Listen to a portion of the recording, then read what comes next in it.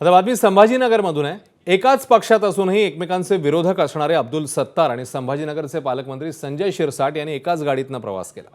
नुकताच अब्दुल सत्तारांनी पालकमंत्री निधी देत नसल्याचा आरोप शिरसाटांवर केला होता। यानंतर वादावादीवर उपमुख्यमंत्री एकनाथ शिंदेंनी बैठक घेत नेत्यांची कानउघडणी केली। यानंतर विधान परिषद निवडणुकीत सत्तार यांच्या मुलाने अर्ज दाखल केला। यानंतर सत्तारांनी मुलाच्या माध्यमातून भाजपवरही तोंडसूक घेतलं। यामुळे सत्तार यांना पुन्हा एकदा पक्षातनं कानपिचक्या मिळाल्या। त्यानंतर सर्व नेते जिल्हा बँक निवडणुकीसाठी अर्ज दाखल करण्याकरता एकत्र आले।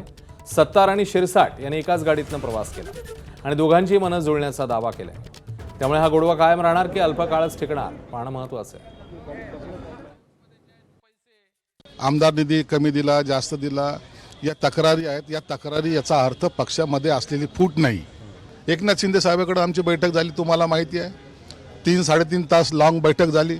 प्रत्येकाला विचारलं गेलं, प्रत्येकाचं मत जाणून घेतलं गेलं आणि त्याच्यानंतर त्यांनी जो काही आदेश दिलेला आहे की यानंतर मला तुमच्यामध्ये कोणताही बेबनाव दिसला नाही पाहिजे।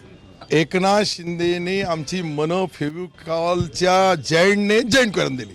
नाही नाही, पण आत्ताचा प्रवास कसा होता? एकदम मस्तपैकी पहिल्यांदा बसलो, गाडी इतकी चांगली आहे आणि ती बगैर पेट्रोलची चालती। हे मी खरं ना, मला त्यांनी सांगितलं की ही बगैर पेट्रोलची गाडी आहे।